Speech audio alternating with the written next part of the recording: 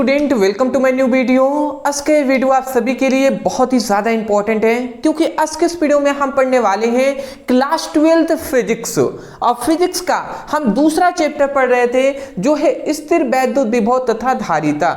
याद रखेंगे ये फिजिक्स का चैप्टर 2 है जिसका इस चैप्टर का ये चौथा वीडियो है। आज के इस वीडियो में हमारा मोस्टली जो टॉपिक रहेगा वो है संधारित्रों का संयोजन, जिसमें हम देखने वाले हैं कि श्रेणी क्रम संयोजन क्या होता है, समांतर क्रम संयोजन क्या होता है। इसके साथ साथ और भी हम बहुत सारे टॉपिक पर डिस्कस करेंगे, जैसे वन डे ग्राफ जेनित्र क्या होता है, आवेशों का पुनर्वितरण क्या होता है, ठीक है ना, समांतर प्लेट मतलब संधारित्रों की संचित ऊर्जा क्या होता है। बहुत सारे टॉपिक हम आज के इस वीडियो में डिस्कस करेंगे, बट मोस्टली पहले हम इसको डिस्कस करेंगे। एक और बात मैं बता दूं, देखिए ये इस चैप्टर का अंतिम वीडियो है, इसके बाद ये पूरी तरीके से चैप्टर कंप्लीट हो जाएगा। ये चौथा वीडियो है। इससे पहले यदि इस चैप्टर का 3 वीडियो आपने नहीं देखा है, डिस्क्रिप्शन बॉक्स में हमने लिंक दे दिया है फिजिक्स के नाम से, उस पर क्लिक करके आप अपनी स्टडी कर सकते हैं बेसिक टू एडवांस तक। चलिए दोस्त, अब स्टार्ट करते हैं, समझने पर फोकस करेंगे, ठीक है ना। चलिए जी, यहाँ पे हमारा आता है संधारित्रों का संयोजन। सबसे पहली बात मैं बता दूं, संयोजन कहे या सम्मोहन कहे, दोनों बात एक ही है दोस्त। तो संयोजन या सम्मोहन का मतलब क्या होता है? संयोजन का मतलब होता है जोड़ना। तो अगर हम इसका अर्थ निकालें तो संधारित्रों का जुड़ना, संधारित्रों का जुड़ना हो जाएगा, ठीक है ना। तो इसका मतलब क्या है कि जब दो संधारित्र हो, क्योंकि जुड़ने के लिए दो संधारित्र होना कम से कम आवश्यक है। तो जब दो या दो से अधिक संधारित्र आपस में जुड़ते हैं तो इस प्रक्रिया को ही हम क्या कहते हैं? संधारित्रों का संयोजन कहते हैं। कि जब दो संधारित्र या दो से अधिक संधारित्र आपस में मिलेंगे, जुड़ेंगे, तो इसे ही हम संधारित्रों का संयोजन कहेंगे। तो हम यही परिभाषा करेंगे कि दो या दो से अधिक संधारित्रों को आपस में जोड़ना ही संधारित्रों का संयोजन कहलाता है। ठीक है जी, आशा करता हूं आप समझ गए होंगे। परिभाषा आप समझ गए, दो या दो से अधिक संधारित्र को आपस में जोड़ना ही संधारित्रों का संयोजन कहलाता है।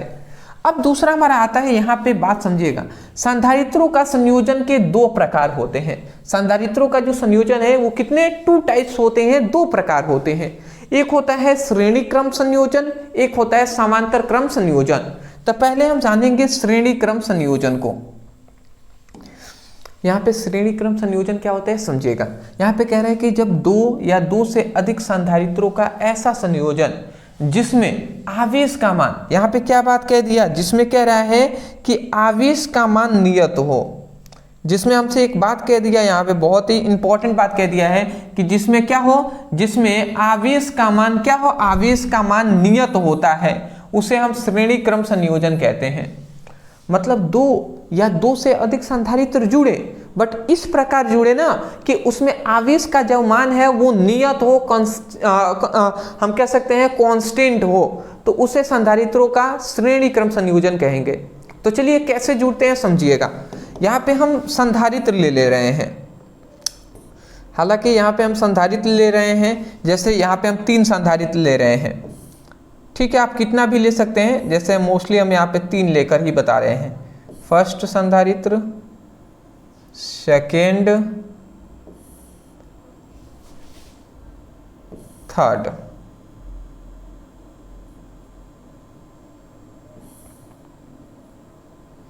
देख लीजिए,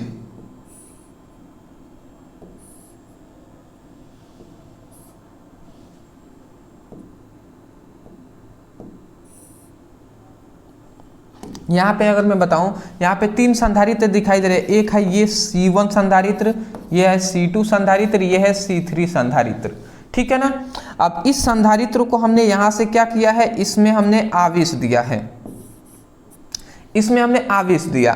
तो जब हम आवेश दे रहे हैं तो इसमें इसका विभव उत्पन्न हो जा रहा है। ये संधारित्र C1 है तो इसमें विभव V1 उत्पन्न हो जा रहा है, इसमें V2 उत्पन्न हो जा रहा है, इसमें V3 उत्पन्न हो जा रहा है। और जब हमने इसमें आवेश दिया तो देखिए, आवेश जब हम देंगे ना तो इसमें भी आवेश Q ही उत्पन्न होगा, इसमें भी Q, इसमें भी Q। और ये जो आवेश है ये यहाँ से जाकर ये क्या हो जाएगा, पृथक्कृत हो जाएगा। यहाँ से जाकर यहाँ पर ये पृथ्वी के साथ क्या हो जाएगा, धरातल में जुड़ जाएगा और खत्म हो जाएगा। यहाँ से ये क्या हो जाएगा, पृथक्कृत हो जाएगा, जहाँ पर विभव का जो मान होता है वो 0 होता है। ठीक है ना। तो इतनी बात ये फिगर से आपको सबसे पहली बात समझ में आ जानी चाहिए। क्या आपको समझ में आ जानी चाहिए कि दो, देखिए यहाँ पे हमने 3 संधारित्र लिया है, तो आप 2 भी ले सकते हैं या 2 से अधिक, जैसे 3 लिया है 4 5 ऐसे ले सकते हैं। तो जब 2 या 2 से अधिक संधारित्रों का ऐसा संयोजन, मतलब ऐसा जुड़ना जिसमें आवेश का मान नियत हो, आवेश का जो मान हो वो नियत हो, तो इसमें क्या है, इसमें आवेश का जो मान है, इसमें जो आवेश का मान है ना वो सभी में इक्वल है, इसमें भी Q है, इसमें भी Q, इसमें भी Q है। ठीक है ना। तो ये बात आप समझ गए। माना यहाँ पे आप परिभाषा बोल ही देंगे कि 2 या 2 से अधिक संधारित्रों का ऐसा संयोजन जिसमें आवेश का मान नियत होता है, श्रेणी क्रम संयोजन कहते हैं। यहाँ पे एक पॉइंट्स आप लिखेंगे, क्या लिखेंगे जी, कि माना संधारित्र C1, C2 और C3 है, मतलब ऐसे आप लिख देंगे। यहाँ पे मैं लिख दे रहा हूँ, ये इस तरीके से नोट्स आप बनाएंगे ना, अच्छे से बनाइएगा। आप लिखेंगे कि माना 3 संधारित्र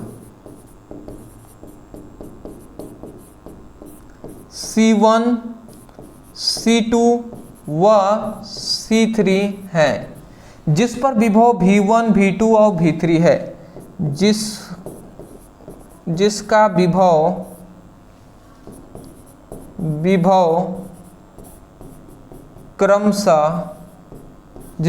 क्रमशः V1, V2 व V3 है। ठीक है ना। V1, V2 और V3 है। अगला हम यहाँ पे ये कह सकते हैं कि जिसका आवेश, जिस पर आवेश क्या है, नियत है। ठीक है। तो ये भी आप लिख देंगे, जिसमें, यहाँ पे मैं लिख दे रहा हूँ, जिसमें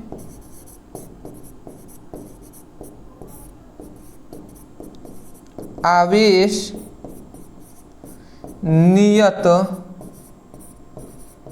होता है, जिसमें आवेश क्या होता है, नियत होता है। आशा करता हूँ आप समझ गए होंगे। ठीक है जी।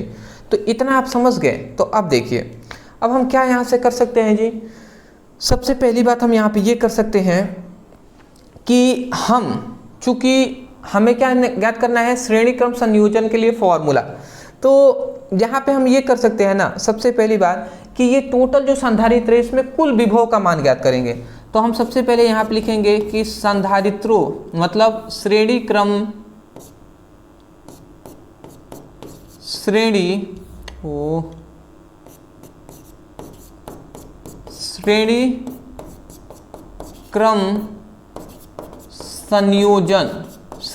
संयोजन में कुल विभव,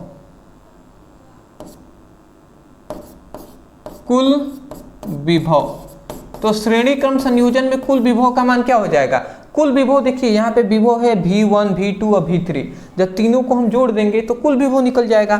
तो तीनों को अगर हम जोड़ देते हैं तो यहाँ से V का जो मान आ जाएगा, V कुल विभव, V से हम दर्शा रहे हैं, तो V = V1 + V2 और प्लस V3, ये हमारा कुल विभव का मान हो जाएगा।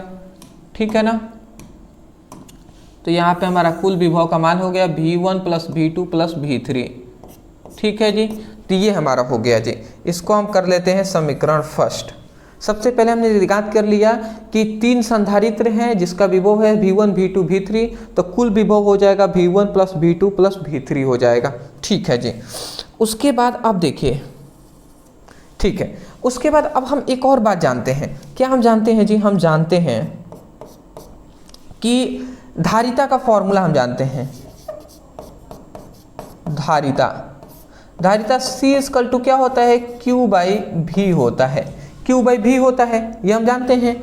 तो यदि हम चाहें तो यहाँ से केवल V का मान निकालें, तो V इधर से आप पक्षांतर कर लेंगे तो ये क्या हो जाएगा, V इधर आ जाएगा, C इधर आ जाएगा, तो V का जो मान निकलेगा वो Q/C निकल जाएगा, Q/C निकल जाएगा। तो अगर आप देखें यहाँ पे, तो धारिता के फॉर्मूले से हमने निकाल लिया V का मान, V = Q/C। समझ रहे हैं ना, ये V इधर आ गया है, ये C V के जगह पे चला गया है, तो V = Q/C। तो देखिए जिस तरीके से हमें धारिता के फॉर्मूले से V का मान निकाला जो है Q/C, इसी प्रकार देखिए ये जो v का मान है इसका हमने मान q/c निकाल लिया। इसी प्रकार सीधा v1, v2 और v3 का भी मान हम निकालेंगे, ठीक है ना। तो चलिए v का मान निकाल लिए, उसी प्रकार अब v2 का भी मान निकालते हैं। तो अगर v2 का हम मान निकालें,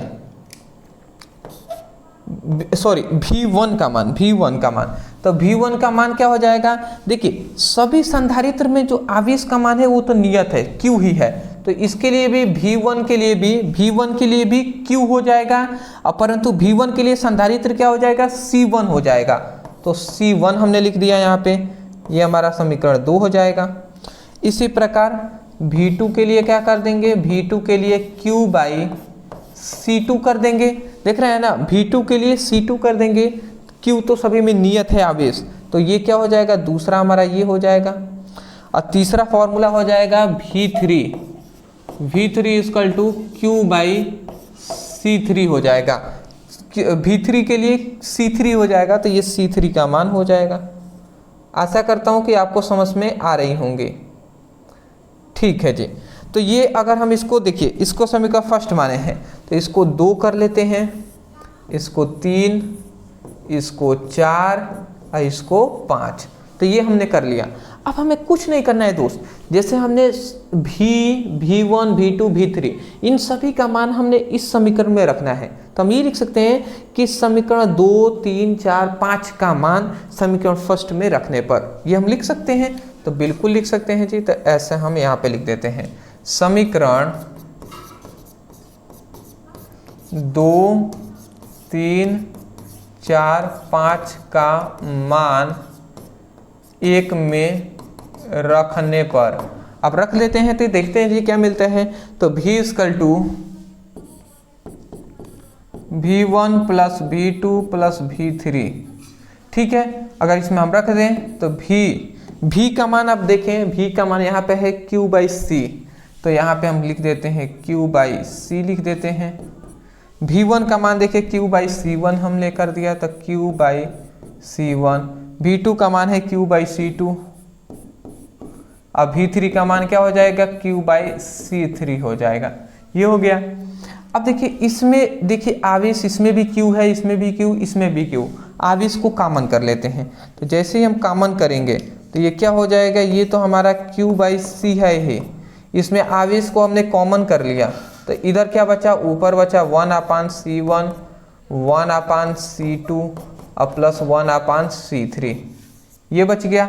इस आवेश से ये आवेश कैंसिल हो गया, तो ऊपर क्या बचा, ऊपर बचा 1, तो ये हमारा 1 हो जाएगा। ये c equal to 1/c1 plus 1/c2 और प्लस 1/c3, तो ये हमारा श्रेणी क्रम संयोजन के लिए फॉर्मूला निकल गया।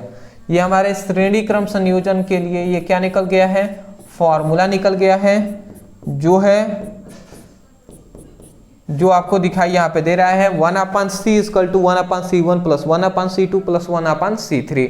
तो ये है श्रेणी क्रम संयोजन के लिए फॉर्मूला। आप सिंपल सा ये फिगर बनाएंगे, फिर से एक लाइन से, इसके बाद ये, इसके बाद ये, इस तरीके से आप लिखते हुए यहाँ तक चले आएंगे। आशा करता हूँ कि आपको आसानी से समझ में आ गई होंगी, ठीक है। आप इसका स्क्रीनशॉट लीजिए। फिर से अब हम देखेंगे श्रेणी क्रम संयोजन समझ लिया, अब हम पढ़ने वाले हैं समांतर क्रम संयोजन, ठीक है। चलिए जी स्क्रीनशॉट आप ले लीजिए।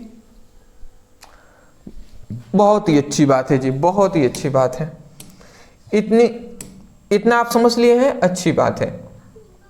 यहाँ पे एक आवश्यक बात है जो आप देख लीजिए, ये जो भी प्रत्येक स्टूडेंटों को, ये जो भी स्टूडेंट बिहार बोर्ड के हैं उनको मैं कहना चाहूँगा ये आपको नोट्स सभी को ले लेना है।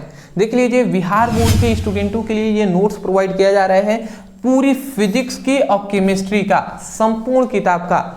देखिए फिजिक्स की अगर हम बात करें, यहाँ पे मैं बता दूं फिजिक्स के 15 चैप्टर हैं और केमिस्ट्री के 16 चैप्टर हैं। टोटल अगर हम कहें तो 31 चैप्टर हो रहे हैं, मतलब 31 चैप्टर। आपको 31 चैप्टरों का चैप्टर वाइज संपूर्ण किताब के सभी इंपॉर्टेंट सब्जेक्टिव का नोट्स दिया जाएगा जो इंपॉर्टेंट है बोर्ड एग्जाम के लिए। 31 चैप्टर है ना, 31 चैप्टर का चैप्टर वाइज दिया जाएगा पीडीएफ नोट्स। उसके साथ साथ संपूर्ण 31 जो चैप्टर हैं उसका चैप्टर वाइज अलग अलग सभी आपको दिया जाएगा ऑब्जेक्टिव क्वेश्चन भी 31 चैप्टरों का। उसके साथ साथ इंपॉर्टेंट अभिक्रियाओं का भी आपको PDF दिया जाएगा। तो ये सभी PDF नोट्स ओनली आपको 199 में दिया जा रहा है, जो कि आप नीचे दिए गए व्हाट्सएप नंबर पे मैसेज कर लेंगे। वहां पे आप मांगेंगे कि सर बिहार बोर्ड का PDF नोट्स चाहिए फिजिक्स और केमिस्ट्री का, तो वहां से आपको वो प्रोवाइड कर दिया जाएगा। आशा करता हूँ आपको समझ में आ गई होंगी। तो इस तरीके से आपको पढ़ाई करना है।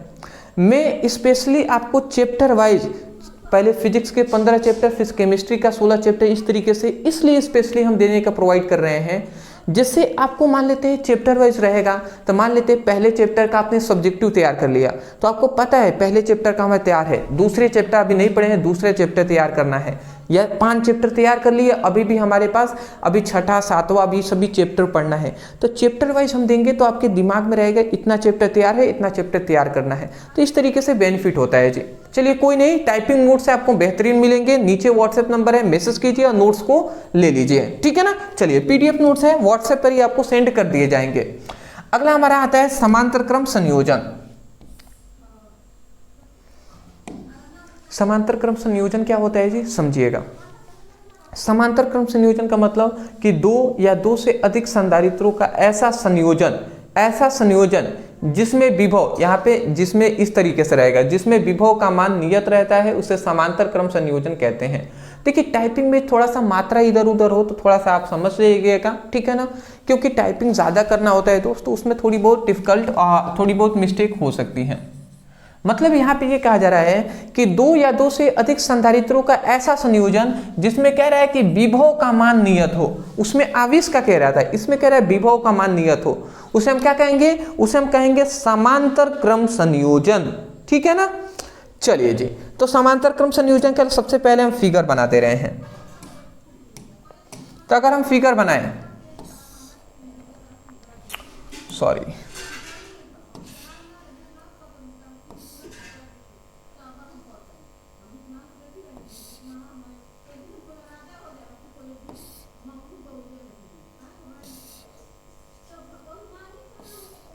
एक सेकेंड, अदरवाइज थोड़ा सा वेट कर लीजिएगा।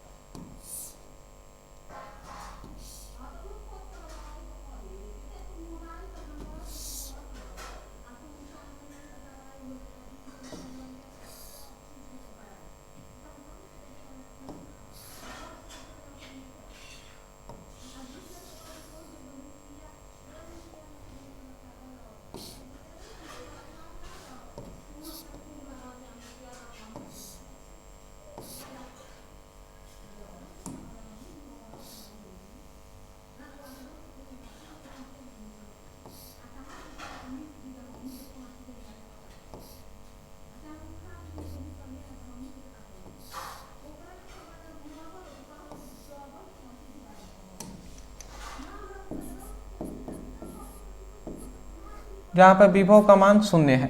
यहाँ पे आप समझिएगा, अब मैं आपको समझाना चाहूँगा। देखिए यहाँ पे 3 संधारित्र है, एक यहाँ पे ये दिखाई दे रहा है, एक यहाँ पे, एक यहाँ पे। ये संधारित्र है C1, ये हमारी संधारित्र है C2, और ये वाली जो संधारित्र है ये है C। तो ये है C1, ये है C2, ये है C3, ये 3 संधारित्र हैं। अब इन तीनों संधारित्रों को हमने इस प्रकार एक एक के ऊपर एक एक जोड़ा हुआ है। अब यहाँ से हम इसको क्या देते हैं, यहाँ से हम +Q आवेश देते हैं। यहाँ से जब हम आवेश देंगे ना, तो क्या होगा कि यहाँ से जब आवेश जाएगा तो यहाँ से 3 भाग, देखिए यहाँ से 3 रास्ते हुए, एक इस रास्ता, एक ये रास्ता और एक ये रास्ता, 3 रास्ते हैं। तो अब यहाँ से जब आवेश जाएगा तो ये आवेश 3 भागों में बट जाएगा। एक आवेश Q1 हो जाएगा, एक आवेश Q2 हो जाएगा, और इसमें Q3 आवेश प्रवाहित होने लगेगा। मतलब Q1 आवेश C1 में जाएगा, Q2 आवेश C2 में, और Q3 आवेश C3 में जाएगा। परंतु आवेश तो अलग अलग है, परंतु इन सभी पर, इन तीनों संधारित्रों पर जो विभव होगा ना, इन तीनों संधारित्रों पर जो विभव होगा वो भी ही होगा। इस पर भी भी, इस पर भी भी, और इस पर भी, तीनों पर संधारित्रों पर विभव नियत होगा। मतलब क्या नियत होगा जी, विभव का मान जो होगा, विभव का मान वो क्या होगा, नियत होगा, वो नियत होगा, विभव का मान नियत होगा। तो हम यही कह रहे हैं, क्या कह रहे हैं कि दो या दो से अधिक संधारित्रों का ऐसा संयोजन जिसमें विभव का मान नियत होता है उसे समांतर क्रम संयोजन कहते हैं। समझ गए? चलिए जी, अच्छी बात है अगर आप समझ गए तो। इतना आप समझ गए तो अब देखिए हम इसको सॉल्व करते हैं। अब यहाँ पे आप लिखना चाहें तो लिख भी सकते हैं कि माना 3 संधारित्र C1, C2, C3 है जिसका आवेश Q1, Q2 और Q3 है तथा विभव नियत है। इतना आप लिख सकते हैं। ठीक है, तो मैं लिख दूं क्या? चलिए मैं लिख देता हूं, या मैंने तो बोला ही, आप लिख भी सकते हैं। ठीक है ना, मैं सीधा गणना आपको करके दिखाता हूं। गणना आप क्या करेंगे जी? गणना आप ये करेंगे कि सबसे पहले हम जानेंगे सबसे पहले हम गणना करेंगे कि ये टोटल समांतर क्रम संयोजन में कुल आवेश कितना है। तो हम यही लिखेंगे कि समांतर क्रम संयोजन में कुल आवेश, समांतर क्रम संयोजन में कुल आवेश कितना है। तो कुल आवेश Q इक्वल टू क्या हो जाएगा? Q1, Q2 और Q3 जुड़ जाएंगे तो Q1 प्लस Q2 और प्लस Q3, जब तीनों ये जुड़ जाएंगे तो यह हमारा कुल संधारित्र का मान निकल जाएगा।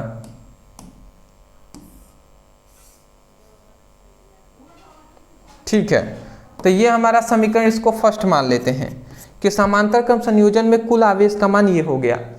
अब दूसरा हमारा ये काम रहेगा कि संधारित्रों का संयोजन, मतलब संधारित्रों की धारिता का हम फॉर्मूला जानते हैं। संधारित्रों की धारिता, तो संधारित्रों की धारिता का हम फॉर्मूला जानते हैं, C इक्वल टू Q/V होता है। ये फॉर्मूला हम जानते हैं कि नहीं जानते हैं? ये जानते हैं हम। अब यहाँ से हम आवेश का मान निकालें तो ये इधर भी, इधर क्या है? भाग में, इधर आएगा तो गुणा कराएगा। तो यहाँ से जो Q का मान निकलेगा ना, वो क्या निकल जाएगा? C भी निकल जाएगा। Q का जो मान निकलेगा वो C भी निकल जाएगा। तो यहाँ से अगर आप देखें तो Q का मान यहाँ पे C इधर गुणा में था, इधर सॉरी भाग में था, इधर आकर गुणा करा लिया C में, तो यहाँ से हमें Q का मान निकल गया। तो अगर आप देखें तो सबसे पहली बात यहाँ पे ये हमने टोटल आवेश का मान निकाल लिया है जो है Q। अब यहाँ से देखिए एक ये Q का मान हमने यहाँ से निकाल लिया संधारित्रों की धारिता से, Q का मान C इंटू V। उसी प्रकार Q1, Q2 और Q3 का मान निकालेंगे। तो चलिए निकालते हैं जी। तो हम इसको निकालते हैं। तो Q1 का मान, तो अगर हम Q1 का मान कोई कह दे, Q1 का मान, तो Q1 के लिए क्या हो जाएगा? सबसे पहली बात Q की जगह पर हम Q1 लिखें तो Q1 के लिए क्या हो जाएगा? C1 हो जाएगा। C के जगह पर तो C1 हमने लिख दिया, परंतु विभव V के जगह पर देखिए, विभव तो सभी के लिए C1, C2, C3 के लिए V ही है, तो इसके लिए हम V लिख देंगे। तो देखिए हमारा Q1 का मान निकल गया। इसी प्रकार Q2 का अगर मान अगर हमसे कोई कह दे तो ये क्या हो जाएगा? C2 और V हो जाएगा, C2 भी हो जाएगा। और Q3 का यदि कोई मान हमसे कह दे तो ये क्या हो जाएगा? C3 भी हो जाएगा, C3 भी हो जाएगा। समझ रहे हैं? Q1 के लिए C1 भी हो जाएगा, Q2 के लिए C2 भी और Q3 के लिए C3 भी हो जाएगा। ये हो गया, ये समीकरण 2 हो गया। तो इसको समीकरण हम 3 कर लेते हैं,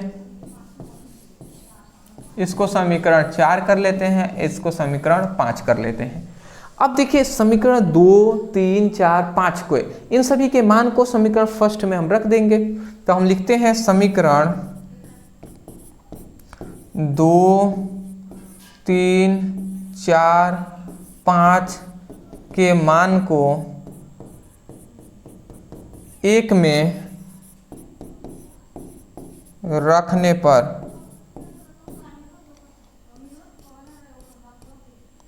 तो अगर हम इसको रखते हैं तो क्या निकलता है जी? यहाँ पे जो मान निकलेगा Q equal to Q1 plus Q2 plus Q3। Q का मान C इंटू V हो जाएगा, तो ये हमारा हो जाएगा Q का मान C भी, Q1 का मान हो जाएगा C1 भी हो जाएगा, Q2 का मान हो जाएगा C1 भी हो जाएगा और C3 भी हो जाएगा Q3 का मान। यदि हम इसको आगे बढ़ाते हैं तो ये सी भी, यहाँ पे भी हम कॉमन कर लेते हैं, भी तीनों में भी है, भी कॉमन कर लेंगे तो C1 plus C2 plus C3 निकल जाएगा। यहाँ से ये देखिए भी से ये भी कैंसिल हो गया, तो C का जो मान निकलेगा वो क्या निकलेगा जी, C का जो मान निकलेगा वो हमारा निकल जाएगा C1 plus C2 plus C3, C1 plus C2 plus C3। तो यहाँ से हमारा ये टोटल मान निकल जाएगा। ये हमारा प्रूफ हो जाएगा, ये हमारा प्रूफ हो गया जी। मतलब समांतर क्रम संयोजन का ये हमारा फॉर्मूला है जो कि हमने प्रूफ कर दिया। तो आशा करता हूँ कि आसानी से आपको समझ में आ जाए होंगे। स्क्रीनशॉट ले लीजिए, आगे बढ़ेंगे, अभी बहुत सारी टॉपिक हमें डिस्कस करनी है। फटाफट ले लीजिए दोस्त स्क्रीनशॉट। बेहतर जी, अच्छी बात है। अब हमें समझना है कि संधारित्रों की स्थितिज ऊर्जा, या इसी को संधारित्रों की संचित ऊर्जा भी कह देता है। तो स्थितिज ऊर्जा या संचित ऊर्जा क्या है जी, ठीक है ना। तो समझते हैं जी। तो संधारित्रों की स्थितिज ऊर्जा या संचित ऊर्जा का फॉर्मूला होता है, यहां पे मैं लिख दूं, संधारित्र की स्थितिज ऊर्जा, संधारित्र की स्थितिज ऊर्जा इक्वल टू होता है औसत विभव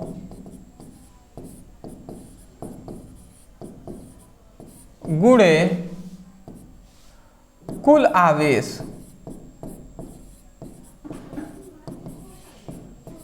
संधारित्रों का औसत विभव गुणे कुल आवेश होता है। ये हो गया जी। तो ये हमारा फॉर्मूला होता है, संधारित्रों की संचित या स्थितिज ऊर्जा इक्वल टू औसत विभव इनटू कुल आवेश होता है। तो हम परिभाषा क्या कर सकते हैं, परिभाषा हम ये कह सकते हैं कि किसी संधारित्रों का, कोई भी संधारित्र है तो किसी संधारित्रों का औसत विभव तथा उस संधारित्र पर उपस्थित कुल आवेश के गुणनफल को संधारित्रों की स्थितिज ऊर्जा कहते हैं। समझ में आ गए होंगे। किसी संधारित्रों का औसत विभव तथा उस संधारित्र पर उपस्थित कुल आवेश के गुणनफल को संधारित्रों की स्थितिज ऊर्जा कहते हैं। यही बात लिखा है, किसी संधारित्रों का औसत विभव तथा कुल आवेश के गुणनफल को संधारित्रों की संचित ऊर्जा कहते हैं। ठीक है, आशा करता हूं आप समझ गए होंगे। यदि हम इसको आगे हम बढ़ाते हैं तो समझिएगा। देखिए, संधारित्रों की संचित ऊर्जा, मान लेते हैं ये एक संधारित्र हमने एक गोलाकार के टाइप सा हमने बना दिया। तो ये एक गोलाकार संधारित्र है, तो इस पर यदि हमने आवेश दिया है, तो ये मान लेते हैं आवेश हमने क्यों दिया है, और इसका जो विभव है, तो मान लेते हैं जब हमने आवेश नहीं दिया था तो उस समय पर विभव का जो मान था वो 0 था, परंतु जैसे हमने आवेश क्यू दिया, प्लस क्यू दिया, तो इसका विभव हो गया भी। तो ये अंतिम विभव हो जाएगा भी, और प्रारंभिक विभव तो पहले तो शून्य था ना, तो ये हमारा शून्य हो जाएगा। तो संधारित्रों की स्थितिज ऊर्जा, तो संधारित्रों की स्थितिज ऊर्जा को U से दर्शाते हैं, और U इक्वल टू औसत विभव। औसत विभव का फॉर्मूला होता है प्रारंभिक विभव प्लस अंतिम विभव बाई 2 होता है। तो प्रारंभिक विभव है 0, अंतिम विभव है भी, अब बाई 2 कर देंगे, तो ये हमारा औसत विभव का हो गया। अगुणे कुल आवेश क्या है, Q है, तो Q हमने कर दिया। यदि हम इसको आगे बढ़ाते हैं तो संधारित्रों की स्थितिज ऊर्जा U इक्वल टू, ये क्या हो जाएगा, ये भी Q हो जाएगा और बाई 2 हो जाएगा। या इसी को अगर हम अच्छे से लिखे तो Q इक्वल टू, ये हमने हाफ कर दिया, हाफ भी Q कर दिया हमने।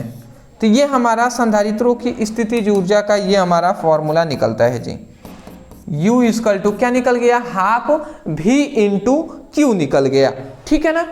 तो ये आप पहला फॉर्मूला याद रखेंगे संधारित्रों की संचित ऊर्जा का। ये बहुत ही इंपॉर्टेंट है जी। ये आपको काम आएगा किस में, ये आपको काम आएगा न्यूमेरिकल सॉल्व करने में, अंकित प्रश्न जो आते हैं उसको सॉल्व करने में। तो ये हमारा पहला फॉर्मूला है, मैं इसको ग्रीन टिक से इतना बड़ा सा कर दे रहा हूं, इसको आप याद रखेंगे। ठीक है ना, फर्स्ट फॉर्मूला। अब एक और हम 2 फॉर्मूले निकाल के दिखाते हैं, समझिएगा। दूसरा फॉर्मूला कैसे निकालेंगे समझिएगा। हम एक चीज जानते हैं, यहाँ पे ही हम बताते हैं। हम संधारित्र का एक फॉर्मूला जानते हैं, संधारित्र C equal to Q by V होता है। ये हम फॉर्मूला जानते हैं, संधारित्र C equal to Q by V होता है, ये जानते हैं ना। यदि हमें यहाँ से V का मान निकालना है, चलिए हम Q का मान यहाँ से निकालें। यदि यहाँ से ये गुणा में है, सॉरी भाग में है भी, इधर आएगा तो गुणा करा देगा, तो यहाँ से Q का जो मान निकलेगा ना, Q का मान C इंटू भी हो जाएगा, C इंटू भी हो जाएगा। Q का जो मान आएगा वो C इंटू भी हो जाएगा। तो पहला तो एक ये फॉर्मूला आप याद रखेंगे, इधर भाग में था, इधर आके गुणा करा लिया तो C इंटू भी हो गया। दूसरा आप ये फॉर्मूला आप याद रखेंगे कि यदि ये इधर देखिए, ये फॉर्मूला में अगर हम देखें तो हम भी का मान निकालें तो ये C इधर गुणा में इधर आएगा तो भाग कराएगा। तो दूसरा हमें फॉर्मूला मिल रहा है कि C इधर गुणा में इधर आएगा भाग कराएगा, तो ये Q/C हो जाएगा। तो दूसरा हमारा एक ये भी फॉर्मूला मिल रहा है, एक तो हमें ये मिल रहा है और दूसरा हमें ये मिल रहा है, ये मिल रहा है। तो अब समझिएगा, ये तो हमारा हो गया। अब समझिएगा हम क्या करते हैं कि ये हमारी स्थितिज ऊर्जा है, इसमें हम ना Q की जगह पर ये हम मान रखते हैं। तो हम लिख देते हैं U इक्वल टू हाफ, और ये हमारा हो जाएगा V, और Q की जगह पर हम लिख देंगे C इंटू भी, तो C इंटू भी लिख देंगे, और U इक्वल टू हाफ लिख देते हैं, ये C है, और V में V का गुणा हो जाएगा तो V स्क्वायर हो जाएगा।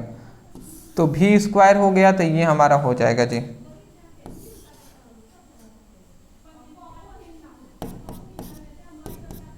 ठीक है, ये हमारा हो गया। तो ये हमारा दूसरा फॉर्मूला हो गया, स्थितिज ऊर्जा U equal to half CV square. तो ये आप फॉर्मूला याद रखेंगे, इसको भी मैं ग्रीन टिक से यहाँ पे बता दे रहा हूँ।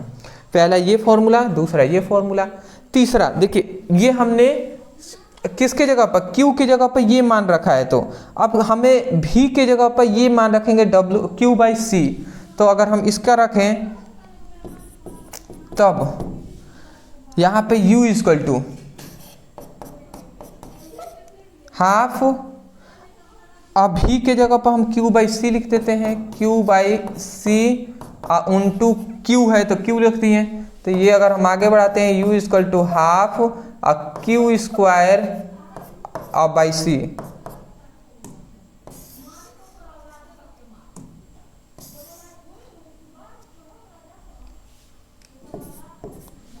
ये हमारा हो जाएगा, इसको हम ग्रीन टिक कर दे रहे हैं।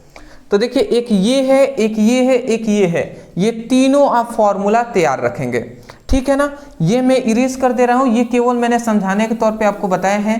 मोस्टली ये फॉर्मूला आप याद रखेंगे, ये फॉर्मूला ज़्यादातर इस फॉर्मूले का यूज होता है संधारित्रों की स्थितिज ऊर्जा equal to U equal to half CV square. एक और फॉर्मूला आप याद रखेंगे स्थितिज ऊर्जा का, एक और ये फॉर्मूला आप याद रखेंगे कि U equal to 1/4 pi epsilon naught Q/R। ये भी आप फॉर्मूला याद रखेंगे। संधारित्रों की स्थितिज ऊर्जा का तो नहीं, बस ऊर्जा का ये फॉर्मूला होता है कि किसी चालक की ऊर्जा equal to 1/4 pi epsilon naught Q/R होता है, ठीक है ना। चलिए स्क्रीनशॉट ले लीजिए, आगे बढ़ेंगे।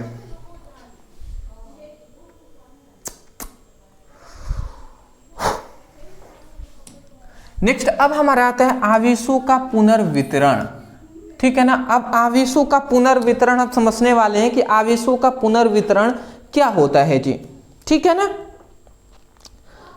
तो चलिए हम आवेशों का पुनर्वितरण समझ लेते हैं, ठीक है।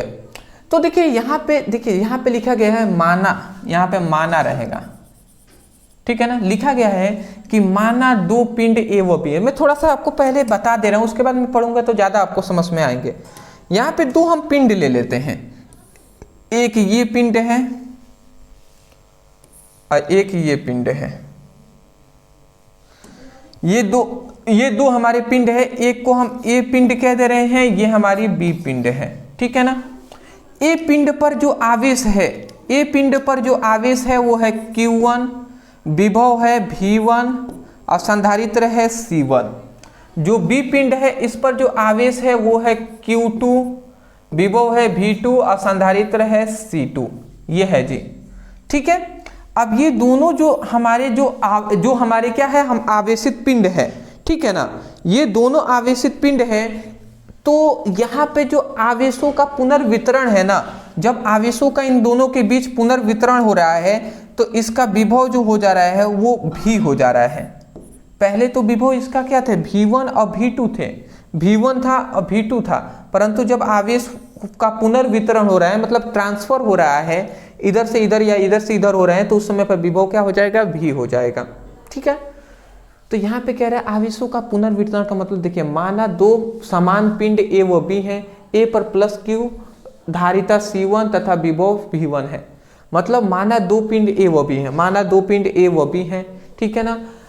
A पर आवेश Q1, देखिए A पर आवेश Q1, विभव V1, संधारित्र C1 मतलब धारिता C1 है, ठीक है। उसके बाद लिखा गया है कि B पर मतलब B पर आवेश Q2, संधारित्र C2 और विभव V2 है। आवेश B मतलब B पिंड पर आवेश Q2, विभव V2 और संधारित्र C2 है, ठीक है ना। और आवेशों के पुनर्वितरण के पश्चात विभव क्या हो जाएगा, V हो जाएगा। आवेशों का पुनर्वितरण आप समझ रहे हैं, मतलब क्या कहने का मतलब है, देखिए इसका आवेश कुछ अलग है, इसका आवेश कुछ अलग है, दोनों का आवेश अलग है, इसलिए Q1 Q2 कहा गया है। तो आवेशों का पुनर्वितरण के पश्चात का मतलब दोनों आवेशों को अगर हम एक तार से एक जोड़ देते हैं तो इनके आवेश ट्रांसफर होंगे, या तो आवेश इधर से इधर जाएंगे या तो इधर से इधर आएंगे। अब आवेशों की मात्रा पर और विभव पर निर्भर करता है। विभव जब तक इन दोनों के इक्वल नहीं होंगे तब तक आवेश इधर से इधर आते रहेंगे, समझ रहे हैं। मान लेते हैं इसका 50 कूलम आवेश है और इस पर मान लेते हैं 100 कूलम आवेश है, तो इधर से इधर आवेश आने की संभावनाएं ज्यादा हैं। संभावनाएं क्यों कह रहे हैं, क्योंकि आवेशों की मात्रा पर निर्भर नहीं करता कि आवेश किधर से किधर प्रवाहित होंगे, बल्कि विभव पर निर्भर करता है कि आवेश किधर से किधर प्रवाहित होंगे।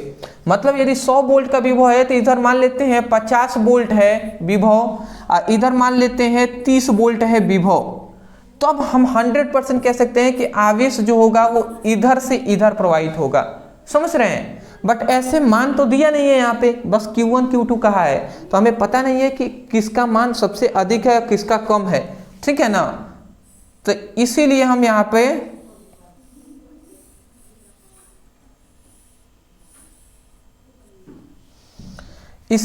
पे क्या कर रहे हैं, ये हमारा A हो जाएगा। इसीलिए हम यहाँ पे एक अंतर के लिए केवल हम आपको समझा रहे हैं, इस तरीके से हम बना दे रहे हैं, ठीक है ना। इस तरीके से हमने बता दिया। तो आवेशों का पुनर्वितरण तब तक होता रहेगा जब तक विभव का मान इक्वल ना हो जाए। जब विभव का मान इक्वल हो जाएगा तो ट्रांसफर होना आवेश बंद हो जाएगा। तो इस बात को आपको याद रखना है। तो आशा करता हूं कि इतनी बात आपको समझ में आ गई होंगी, ठीक है ना। इतनी बात तो आपको समझ में आ गई होंगी, ठीक है। तो इतना आप समझ गए ना। ये जो लाइन हमने बोला है इतना लिखने के बाद ये लिख लीजिएगा। अब इसमें हम थोड़ी सी गणना करना है कुछ फॉर्मूले की, उसको हम समझ लेंगे। आवेशों का पुनर्वितरण का फॉर्मूला हम जानते हैं, धारिता संधारित्र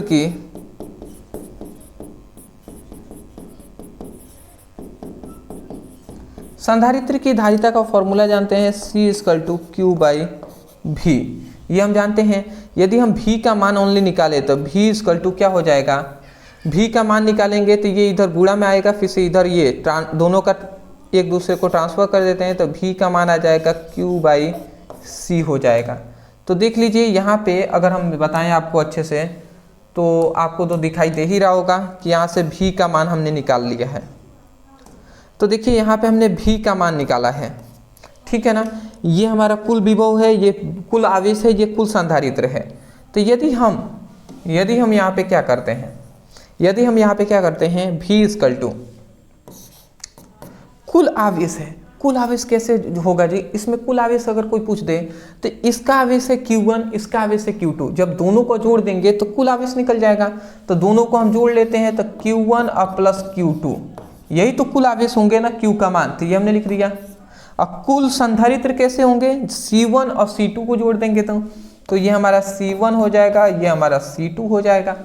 हो जाएंगे कि नहीं हो जाएंगे, आराम से हो जाएंगे जी, क्या आराम से ही हो जाएंगे, ठीक है। इतना आप समझ गए। अब अगर इतना आप समझ गए हैं तो इतना आप समझ जाइए कि आवेशों के पुनर्वितरण के पश्चात विभव क्या है, V है।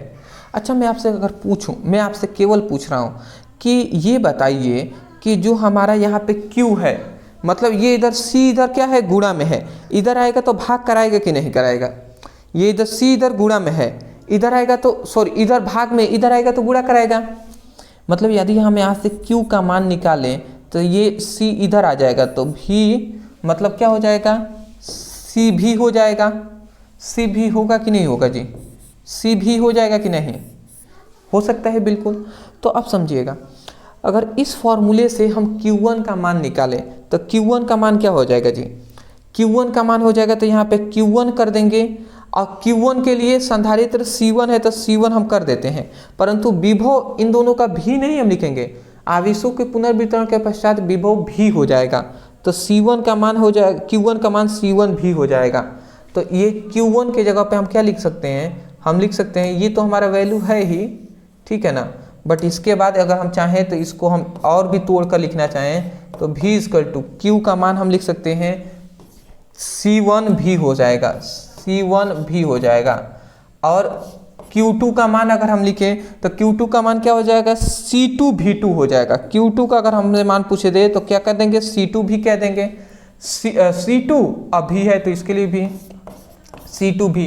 समझ रहे हैं ना भाई, ये कितना मतलब समझाएं, इसके लिए तो ये है, इसके लिए ये है, केवल विभव का मान नियत है तो भी हम सभी में लिखेंगे इक्वल है, और ये C1 है और प्लस C2 है तो ये C1 और C2 हमने लिख दिया। कभी कभी मैं सोचता हूँ कि पता नहीं मैं जिस तरीके से आप मैं जहाँ मतलब जो भाव से मैं आपको समझाने का प्रयास कर रहा हूँ उसी भाव से आपको पहुँच भी रहा है या नहीं आपके पास, समझ रहे होंगे आप। तो ये लिखने की आवश्यकता नहीं, ये तो दिमाग में भी आप कर सकते हैं, माइंड में। तो ये हमने इतना कर दिया, ठीक है ना। तो ये मोस्टली हमारा आवेशों का पुनर्वितरण का ये हमारा फॉर्मूला निकल गया, जो कि यहाँ पर हम लिख देते हैं प्रूव्ड, ठीक है ना। ये आवेशों का पुनर्वितरण का फॉर्मूला निकल गया, जिसको आप याद रखेंगे कि V इक्वल टू क्या होता है, C1 V1 plus C2 V2 by क्या हो जाएगा हमारा, C1 प्लस C2 हो जाएगा, ठीक है ना। बट यहाँ पे हाँ देखिए गड़बड़ कर दिए क्या, Q1 के लिए निकालना था ना, और किसको Q2 के लिए, तो Q1 के लिए तो विभव V1 है, आवेशों का पुनर्वितरण के पश्चात थोड़ी ना निकाल रहे हैं। अच्छा नहीं देखिए यहाँ पे सॉरी मिस्टेक थोड़ा सा हुआ है यहाँ पे, अभी तो पुनर्वितरण के पश्चात हम गए कहाँ पे हैं, तो यहाँ पे Q1 के लिए निकाल रहे हैं तो C1 V1 हो जाएगा, Q2 के लिए निकाल रहे हैं तो C2 भी हो जाएगा ना, तो C1 V1 हो जाएगा, C2 V2 हो जाएगा, इस तरीके से होगा। अभी हम आवेशों के पुनर्वितरण के पश्चात ना विभव भी है जी, तो अभी हम आवेशों के पुनर्वितरण के पश्चात नहीं निकाले हैं, इस तरीके से निकाले हैं, ठीक है ना, नॉर्मल, ठीक है ना।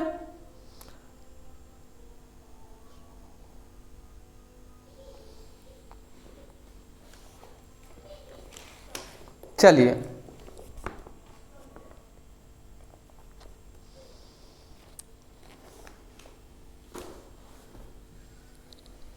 ठीक है, चलिए इतना आप समझ गए ना, अच्छी बात है, स्क्रीनशॉट ले लीजिए, आगे बढ़ेंगे हम।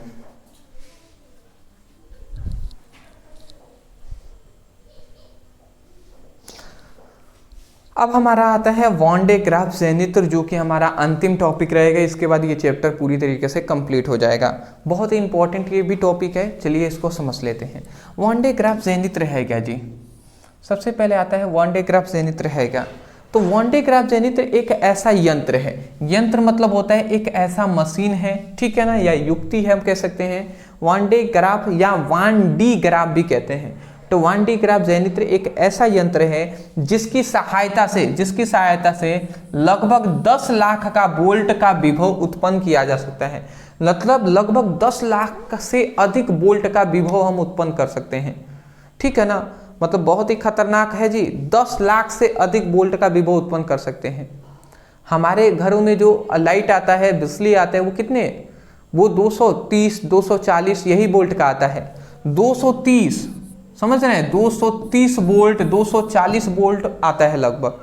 बट सोचिए 10 लाख वोल्ट, अगर 230 वोल्ट का अगर झटका हमें लग जाता है तो हालत खराब के मतलब आदमी की डेथ होने की भी संभावनाएं बहुत ज़्यादा हो जाती है। तो सोचिए 10 लाख वोल्ट का मतलब क्या, कि आप दूर ही रहेंगे तब तक कि वो खींच लेगा आपको, ठीक है ना, बहुत दूर पे रहेंगे तब भी खींच लेगा। तो इस तरीके से है जी, उतने वोल्ट का विभव उत्पन्न कर सकते हैं वॉन डे ग्राफ ज़ेनित्र, ठीक है ना। इसीलिए इसको यहाँ पे हम एक तरीके से फिगर बनाए हुए हैं, इसलिए इसको क्या करते हैं, हम इसको एक नर्म धातु के मतलब एक धातु के प्लेट से इसको क्या किया जाता है, घेरा गया होता है या घेरा जाता है। तो पहली बात परिभाषा समझ के, वान डे ग्राफ जनित्र एक ऐसा मशीन है, एक ऐसा यंत्र है जिसकी सहायता से लगभग 10 लाख वोल्ट का विभव उत्पन्न किया जा सकता है। ठीक है ना। अब हमें समझना है इसकी सिद्धांत, ठीक है ना, कि ये किस सिद्धांत पर कार्य करता है जी। समझिएगा, वान डे ग्राफ जनित्र की कार्य करने की सिद्धांत निम्नलिखित है।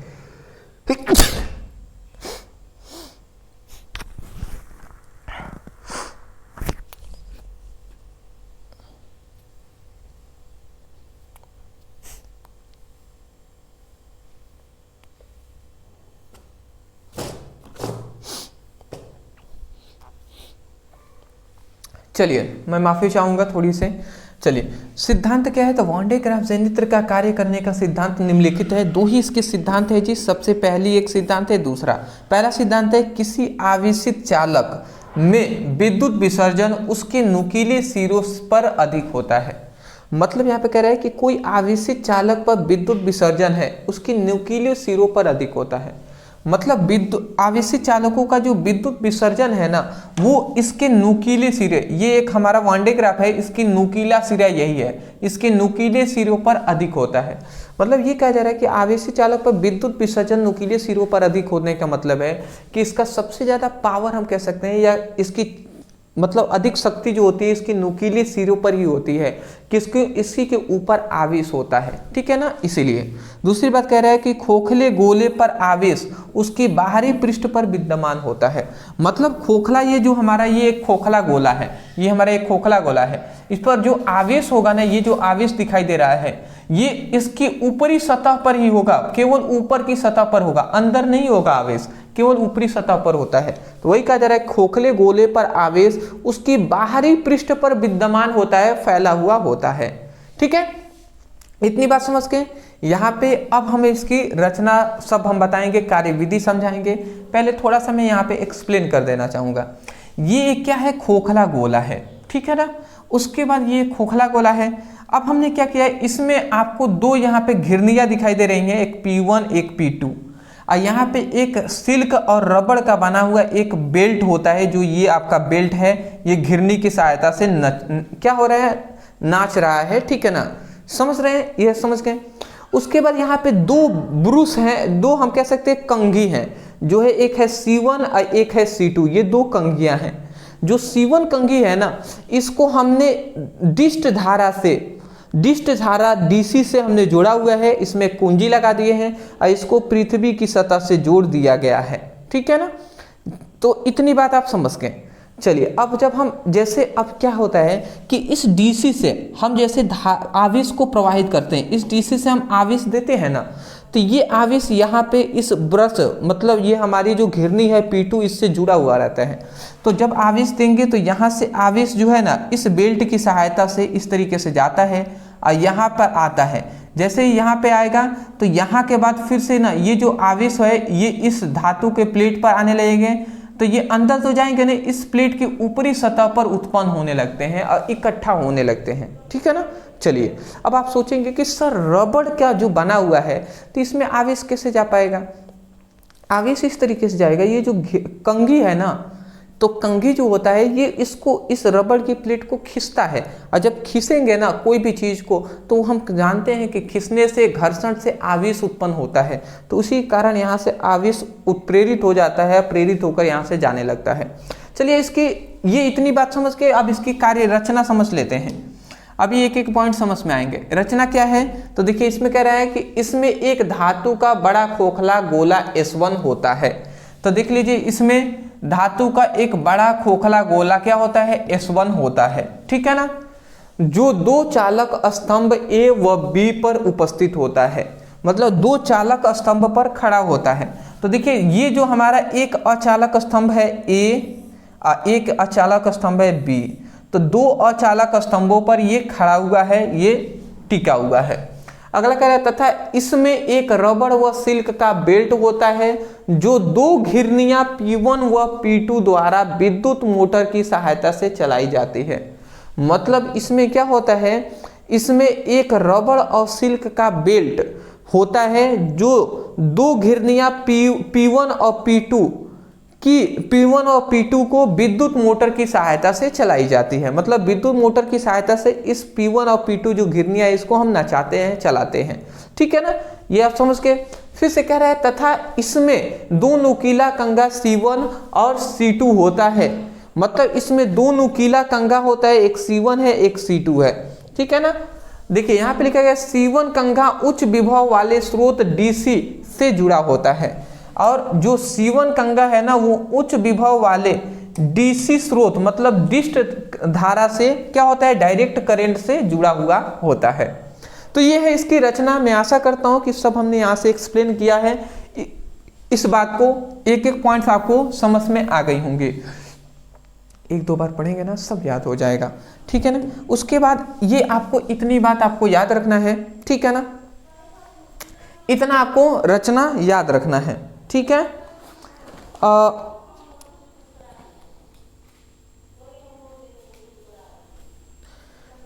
यहां से हमने कार्यविधि शायद नहीं लिखा है क्या? कार्यविधि शायद छूट रहा है इसमें। कार्यविधि में बता दे रहा हूं, अगर आप चाहें तो लिख सकते हैं। चाहें क्या, लिखना तो पड़ेगा, अनिवार्य है। ठीक है ना, कार्यविधि आप याद कर लीजिएगा। मैं यहाँ पे बता दे रहा हूं, कार्यविधि आप याद रख लीजिएगा।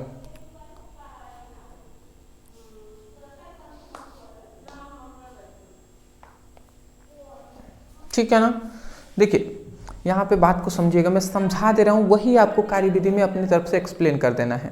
ठीक है ना, देखिए ये जो हमारा यहाँ पे एक चालक है, यहाँ पे ये हमारा कंघा जो दिखाई दे रहा है ना, तो जब DC धारा से मतलब डायरेक्ट करंट से, ठीक है ना, डिस्ट धारा से इस कंघा को हम उच्च विभव देते हैं।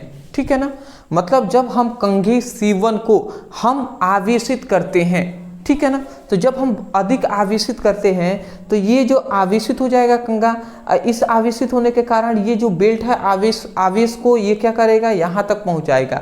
जैसे यहाँ तक पहुँचेगा C2 कंघी तक, अब C2 कंघी अपने पर तो रखेगा नहीं, तो ये जो कंघी है, ये जो खोखला गोला S1 है, इसकी ऊपरी सतह पर आवेश उत्पन्न करने लगता है। अब जो आवेश है यहाँ से देता रहेगा, ये आवेश इस तरीके से जाते रहेंगे और इस तरीके से ये आवेश इसमें उत्पन्न होते रहेंगे। धीरे धीरे धीरे धीरे धीरे धीरे धीरे धीरे धीरे धीरे ये अधिक आवेश उत्पन्न होते रहेंगे। इस तरीके से ये आवेश उत्पन्न होते रहेंगे। ठीक है ना, और ये आवेश उत्पन्न होंगे तो ये पूरी तरीके से हवा में, क्योंकि अंदर तो रहेंगे नहीं, तो ये पूरी तरीके से हवा में इस तरीके से फैलने लगते हैं। ठीक है ना, तो फैलने के लिए मतलब फैलने लगते हैं, जिससे कारण क्या हो सकती है, घटनाएं हो सकती हैं। मान लेते हैं फैला हुआ कहाँ तक है किसी को मालूम नहीं है, अब कोई देखेगा क्योंकि विद्युत तो दिखाई नहीं देता है, और जैसे ही आपने गया उसके क्षेत्र में जैसे प्रवेश करेंगे तो तुरंत वो क्या करेगा, तुरंत ही जला देगा ना, खत्म बाजार हो जाएगा वहाँ पे। तो इसीलिए इसको क्या करते हैं, इसको एक धातु से हम इसको बंद करते हैं। ठीक है ना, इससे बचने के लिए स्टील का आवरण लगाया कर और उसमें नाइट्रोजन गैस भरा जाता है। मतलब इससे बचने के लिए ना एक हम स्टील का एक बड़ा सा हम लेते हैं और स्टील का आवरण को हम इस तरीके से भर देंगे। स्टील के आवरण को हम इसको मतलब स्टील के आवरण से इसको घेर देते हैं और उसमें कौन सी गैस भरते हैं, तो याद रखें नाइट्रोजन गैस को भर देंगे। नाइट्रोजन गैस भरेंगे जिससे कि क्या होगा, वहाँ पे आग अगर लग भी जाए तो वो जलेगा नहीं, बुझ जाएगा। ठीक है ना, समझ रहे हैं ना, तो ये बातें हो गई जी। चलिए कार्यविधि हमने नहीं बताया, मैं समझ सकता हूँ, बट मैं यही कहूँगा ना कि क्या कह सकते हैं, कैसे आपको दिया जाए इसका PDF। कार्यविधि का PDF डिस्क्रिप्शन बॉक्स में व्हाट्सएप ग्रुप का लिंक है, आप वहाँ पे ज्वाइन हो जाएंगे, वहाँ से आपको मिल जाएंगे। ठीक है ना, वहाँ पे मैं दे दूंगा, व्हाट्सएप ग्रुप में आप ज्वाइन हो जाएंगे। दूसरी बात मैं ये कहूँगा दोस्त, PDF नोट्स के लिए तो मैंने अभी बताया ना, ये नोट्स आप ले लीजिएगा, उसमें सब कुछ आपको प्रोवाइड किया गया है, ये आप नोट्स ले लीजिएगा। ठीक है ना, ये नोट्स आप लेंगे ना जिसमें फिजिक्स और केमिस्ट्री दोनों हम प्रोवाइड करेंगे, तो उसमें इस सब का नोट्स मिल जाएगा, परेशान ना हो। नीचे व्हाट्सएप नंबर है, अभी तक जो भी स्टूडेंट इस नोट्स को नहीं लिए हैं उनको लेने की आवश्यकता है दोस्त, तो ज़रूर लेंगे। नीचे नंबर है, तुरंत मैसेज कीजिए, वहाँ पे बता दीजिएगा कि सर हम बिहार बोर्ड के स्टूडेंट है, फिजिक्स केमिस्ट्री का नोट्स चाहिए। आशा करता हूँ आप समझ गए होंगे। चलिए दोस्त, thank you so much for watching this video, thank you.